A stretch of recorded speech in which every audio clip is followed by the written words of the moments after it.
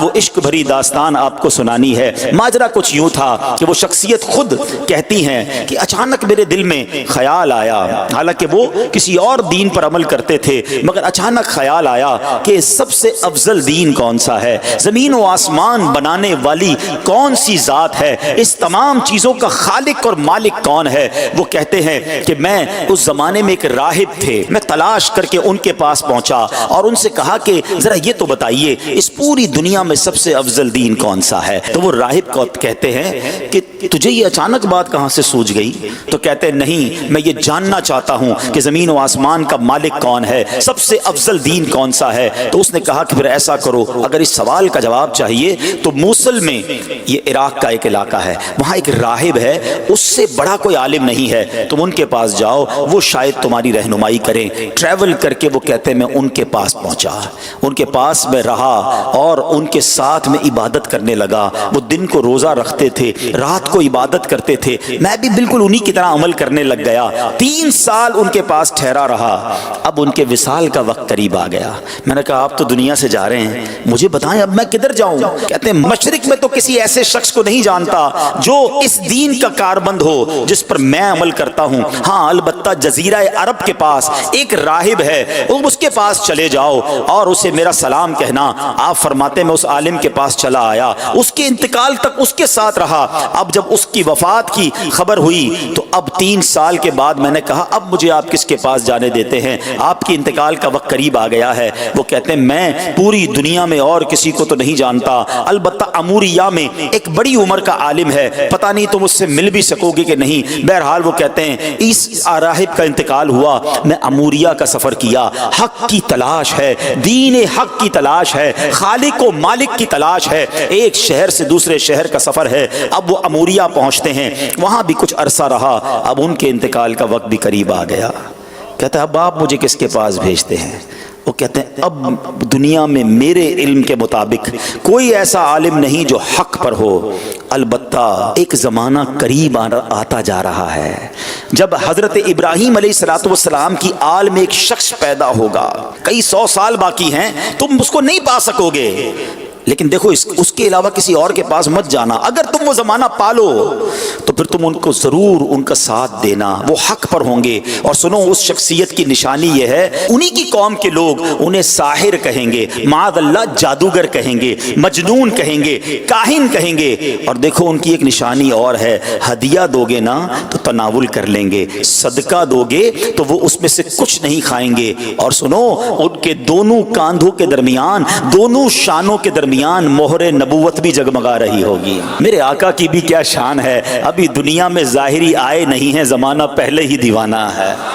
شاعر کہتا ہے نا ایک میں ہی نہیں ان پر قربان زمانہ ہے، جو رب دو عالم کا محبوب یگانہ ہے۔ آقا کا پتہ بتا دیا، مگر کب آئیں گے، کدھر آئیں گے، کہتے کچھ پتہ نہ تھا۔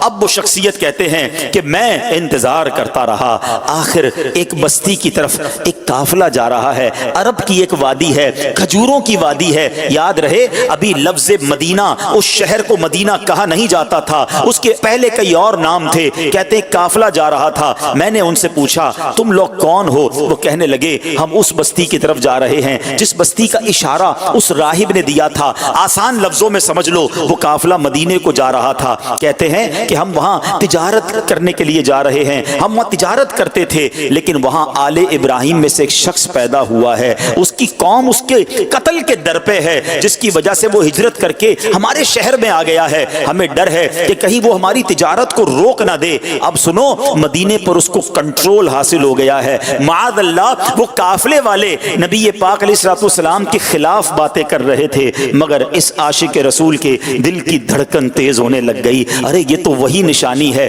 مدینے میں آل ابراہیم سے ایک شخص آ گیا ہے، قوم جو ہے اس کے خلاف ہے۔ کہ اچھا یہ تو بتاؤ یہ ان کی قوم ان کے بارے میں کیا کہتی ہے؟ وہ تاجر کہتے ہیں ان کی قوم انہیں کاہن کہتی ہے، ساحر کہتی ہے، مجنون کہتی ہے۔ اللہ اکبر، اکبر, اب یہ دیوانہ سمجھ گیا میری منزل مدینے میں ہے, یہ قافلہ جدھر جا رہا ہے مجھے ادھر ہی پہنچنا ہے. کہتے ہیں ان تاجروں کو ایسا کرو مجھے ساتھ لے جاؤ. کہتے پیسے ہیں تمہارے پاس؟ کہتے کوئی پیسہ نہیں. ارے بغیر پیسے کے سفر کیسے ہوگا, کوئی تو عوض دے دو, کوئی تو مال دے دو. کہتے میرے پاس کچھ نہیں مگر عرصہ ہو گیا ہے اس شخصیت کے انتظار میں, زندگی بیت گئی ہے, مجھے کسی طرح مدینے پہنچا دو, مجھے کسی طرح ان کے پاس پہنچا دو. کہا اچھا اتنی تڑپ ہے چلو ہمارے سردار کے پاس. قافلے کے سردار کے پاس لایا گیا. سردار کہتا ہے پیسے ہیں؟ کہ پیسے نہیں, زیادہ راہ ہے. زیادہ راہ نہیں. ارے کچھ تو دینا پڑے گا.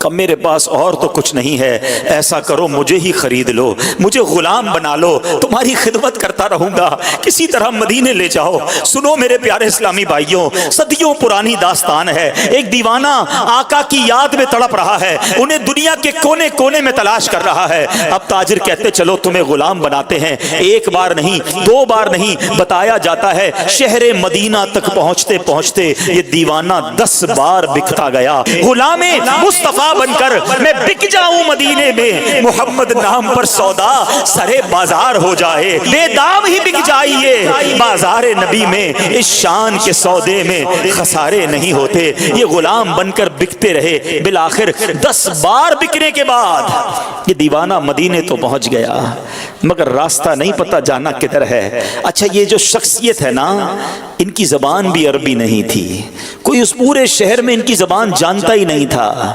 یہ فارسی بولتے تھے, مدینے میں سارے لوگ عربی بولتے تھے. کس سے راستہ پوچھتے, کس سے معلومات لیتے, جانا کدھر ہے نام پتا نہیں ہے. اب غلام تھے, اس نے مدینہ پاک میں کھجوروں کے باغ میں لگا دیا کہ اب تمہارا کام کھجوریں توڑنی ہیں. کہتے میں کھجوریں توڑتا تھا, میں محنت مزدوری کرتا تھا, میں نے پیٹھ پر اتنا بوجھ اٹھایا کہ میرا سینہ جو ہے اور پیٹ جو ہے وہ پیٹھ کی طرف چلا گیا. بس مزدور بنا ہوا تھا, انتظار تھا نبی آخر الزمان کا, کبھی تو دیدار ہوگا, کبھی تو ان کا جلوہ دیکھوں گا, کبھی تو ان کی غلامی اختیار کروں گا. مگر لوگ قریب سے گزرتے تھے, میری زبان ہی کوئی نہیں سمجھتا تھا. کہتے ہیں اب ایک دن ایک بوڑھی خاتون آئی, میں نے اس سے بات کی, وہ میری بات سمجھ گئی اور اس نے کہا کہ میں نے اس سے عرض کی کہ ماں جی مجھے بتا دو وہ شخصیت کہاں ہے جو نیا دین لے کر آئے ہیں, جو حضرت ابراہیم کی اولاد میں سے ہیں, جو اللہ وحدہ لا شریک کی طرف بلاتے ہیں, مجھے ان کا پتہ بتا دو. اب وہ کہتی ہیں کہ صبح سویرے نماز فجر کے بعد دن کے ابتدائی حصے میں وہ قریب سے گزریں گے. اللہ اکبر, اس دیوانے کی رات کیسے بسر ہوئی ہوگی, وہ رات کیسے گزری ہوگی. ساری رات دل کی دھڑکن تیز چلتی رہی کہ اب نبی پاک علیہ الصلوۃ والسلام کا دیدار ہوگا. شب ہجر کی سختیاں کوئی اس سے جا کر پوچھے, تیری راہ تکتے تکتے جسے صبح ہو گئی ہے. ساری رات جلوہ جانا کا تصور ہے, کیسی شخصیت ہوگی, چہرہ کیسا ہوگا, مسکراہٹ کیسی ہوگی, اللہ کے حبیب دکھتے کیسے ہوں گے, میں ان کا غلام بنوں گا, کیا مجھے قبول بھی فرمائیں گے کہ نہیں. وہ رات گزر گئی اور جب صبح ہوتی ہے تو پیارے آقا علیہ الصلوۃ والسلام قریب سے گزرتے ہیں, فوراً کھجوروں کا ایک چھوٹا سا حصہ لے کر آقا کی بارگاہ میں جاتے ہیں. کہتے ہیں حضور آپ کے لیے تحفہ لایا ہوں. ارشاد ہوا بتاؤ کیا یہ صدقہ ہے؟ کہتے ہیں جی حضور صدقہ ہے. آقا نے صحابہ سے کہا آپ سب کھا لیں. نبی پاک نے تناول نہیں فرمایا. پہلی نشانی کنفرم ہو گئی. دوبارہ گیا ایک اور کھجوروں کا تھال لے کر, کہا حضور یہ لایا ہوں. کہا صدقہ ہے؟ کہا نہیں حضور ہدیہ ہے, تحفہ ہے. آقا علیہ الصلوۃ والسلام نے خود بھی کھایا, خود بھی تناول فرمایا, اپنے صحابہ میں بھی تقسیم کیا. دوسری نشانی پوری ہو گئی. اب دل بیتاب ہے کہ مہر نبوت دیکھنی ہے. راہب نے بتایا تھا کہ دونوں کاندھوں کے درمیان ایک بڑی خوبصورت سی مہر نبوت, حدیث کی کتابوں میں لکھا ہے کبوتر کے انڈے کی طرح نبی پاک کی پیٹھ مبارک پر دونوں شانوں کے درمیان مہر نبوت تھی. اب آقا علیہ الصلوۃ والسلام 2 چادریں پہنا کرتے تھے, چادر پہنی ہوئی ہے.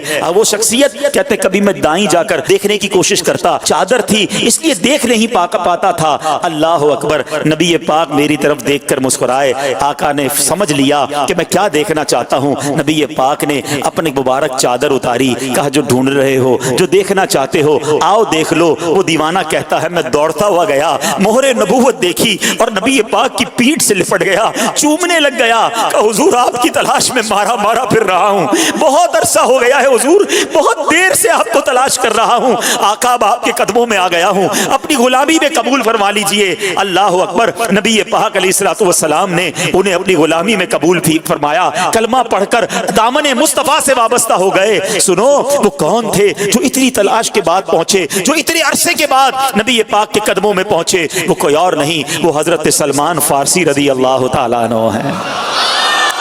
صحابہ کرام میں سب سے بڑی عمر آپ نے پائی، ایک روایت کے مطابق 250 سال آپ کی جو ہے وہ عمر مبارک تھی، اور بڑی تلاش کے بعد نبی پاک کے پاس پہنچے۔ اب سنو، اب نبی پاک کو جب پوری داستان سنائی کہ آقا کیسے پہنچا ہوں، گر پڑ کے پہنچا ہوں حضور، غلام بن گیا ہوں، بک گیا ہوں آپ تک پہنچتے پہنچتے ہیں، مگر میرے آقا تو کریم ہے نا، تم اس کے مددگار ہو، تم اس کے طرفدار، جو تم کو نکمے سے نکما نظر آئے، لگاتے ہو اس کو بھی سینے سے آقا، جو ہوتا نہیں منہ لگانے کے قابل۔ آقا فرماتے میں تمہیں خریدوں گا، جاؤ اپنے آقا سے پوچھ کر آؤ کیا ڈیمانڈ کرتا ہے، تمہیں آزاد کرنے کی قیمت کیا ہے۔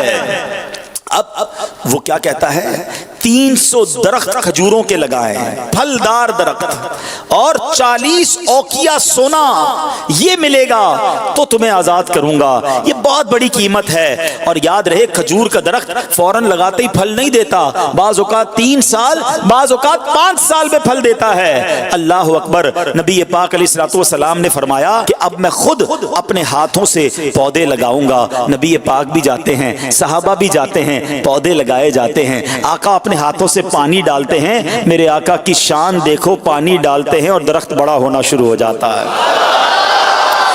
کچھ ہی دنوں میں وہ درخت پھلدار ہو جاتا ہے، پورے مدینے میں شور مچ جاتا ہے کہ جناب یہ کیسا شان والا غلام ہے جس کے لیے کھجور کے درخت بھی بڑے ہو گئے۔ نبی پاک نے سونا بھی عطا فرمایا، گویا پیارے آقا علیہ الصلوۃ والسلام نے اپنے عاشق کی قیمت خود ادا کی۔ وہ کہتے ہیں نا، جب تک بکے نہ تھے کوئی پوچھتا نہ تھا، تم نے خرید کر مجھے انمول کر دیا۔ میرے آقا نے یہ باغ اپنے ہاتھوں سے لگایا، الحمدللہ 1980-85 تک جو لوگ مدینہ منورہ جاتے رہے نا، انہوں نے اپنی آنکھوں سے وہ باغ دیکھا کہ جسے سلمان فارسی رضی اللہ عنہ کا باغ کہا جاتا تھا۔ وہ پودے، وہ درخت آج بھی، آج سے 20-25 سال پہلے بھی موجود تھے، جو عاشقان رسول اپنی آنکھوں سے دیکھتے تھے۔ جس طرح قربانی کے ساتھ حق کی تلاش کی، رب کریم ہمیں بھی اپنے دین کی خاطر قربانیاں دینے کی توفیق عطا فرمائے۔ جس عشق کے ساتھ نبی پاک کا دامن تھاما، اپنا سب کچھ لٹا دیا، اللہ ہمیں بھی نبی پاک کی غلامی میں قربانی دینے کی